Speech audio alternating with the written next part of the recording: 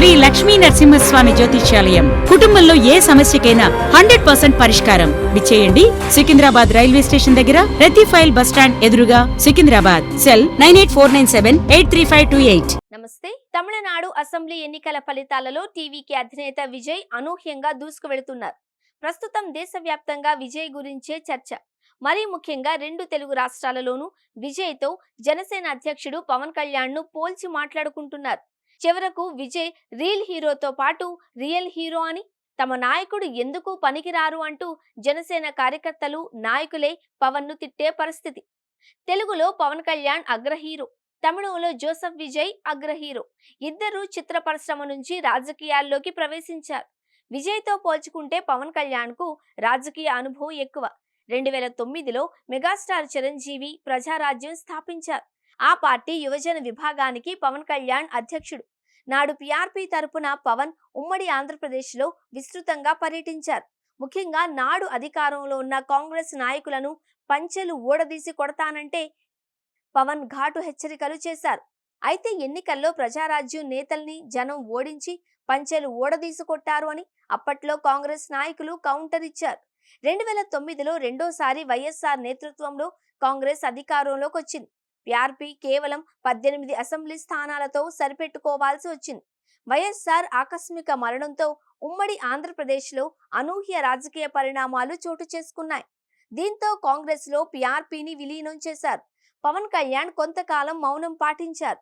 ఆంధ్రప్రదేశ్ 2 రాష్ట్రాలుగా విడిపోయింది. ఈ నేపథ్యంలో 2014 మార్చి 14న ప్రశ్నించడానికి అంటూ పవన్ కళ్యాణ్ జనసేన పేరుతో కొత్త రాజకీయ పార్టీ పెట్టారు.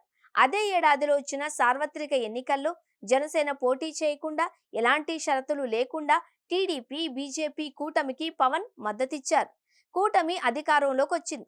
3.5 తర్వాత ఎన్డీఏ కూటమి నుంచి పవన్ కళ్యాణ్ బయటకొచ్చారు.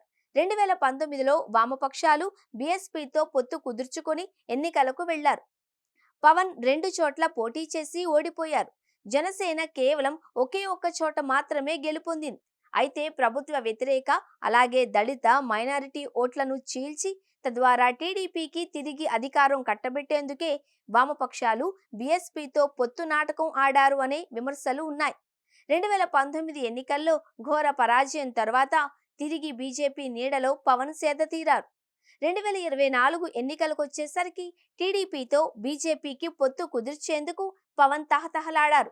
ఒంటరిగా పోటీ చేసి వీరమరణం పొందలేను అని పవన్ అన్నారు. అలాగే తాడేపల్లిగూడెంలో ఎన్నికల ముందు నిర్వహించిన సభలో జనసేనకు క్షేత్రస్థాయిలో బలం లేదు అని, అందువల్లే తక్కువ సీట్లతో సరిపెట్టుకోవాల్సి వస్తోంది అన్నారు. ఏదేమైతేనేం జనసేన కేవలం 21 అసెంబ్లీ, 2 పార్లమెంట్ స్థానాలతో సరిపెట్టుకోవాల్సి వచ్చింది. అయితే అన్ని చోట్ల గెలిచామంటూ పవన్ సంతృప్తి చెందుతూ ఉంటారు.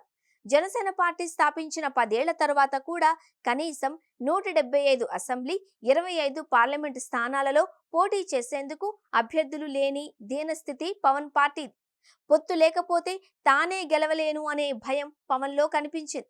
కానీ తమిళనాడులో విజయ్ 2024 ఫిబ్రవరి 2న తమిళగ వెట్రి కజగం పేరుతో రాజకీయ పార్టీ స్థాపించారు. పొత్తు కోసం బీజేపీ వైపు నుంచి ఎన్నో రకాలుగా ఒత్తిళ్లు, బెదిరింపులు వచ్చినా విజయ్ మాత్రం వెనక్కి తగ్గలేదు. తన పార్టీ ఒంటరిగానే బరిలో దిగుతుంది అని పదే పదే చెబుతూ వచ్చారు. అదే చేశారు. ప్రస్తుతం తమిళనాడులో 111 స్థానాలలో టీవీకే ఆధిపత్యం చెలాయిస్తోంది. అధికారం చేపట్టాలి అంటే 118 స్థానాలు అవసరం.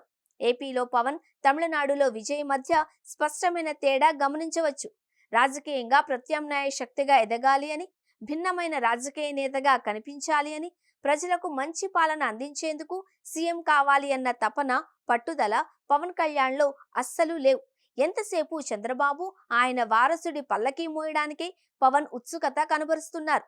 అలాగే వైఎస్ జగన్ పై వ్యక్తిగత అక్కసుతో ఆయన్ను అధికారంలోకి రాకూడదు అనే ఏకైక అజెండాతో పవన్ రాజకీయాలు చేస్తున్నారు. పవన్ కే రాజకీయంగా ఎదగాలన్న ఆకాంక్ష లేకపోతే ఇక ఆయన అభిమానులు మాత్రం చేయగలిగేది ఏమీ లేకుండా పోయింది. గతంలో పవన్ కనిపిస్తే సీఎం అంటూ అభిమానులు కేరింతలు కొట్టేవారు. అయితే మరో 15 ఏళ్ల పాటు చంద్రబాబు ఆయన వారసుడి పల్లకి మోయాల్సిందే అని పవన్ పదే పదే చెబుతూ ఉండడంతో జనసేన శ్రేణులు మౌనాన్ని ఆశ్రయిస్తున్నారు. ఇదే తమిళనాడుకు వెళితే విజయ్కి తన రాష్ట్రంలో సుపరిపాలన అందించాలి అన్న ఆశయం కనిపించింది.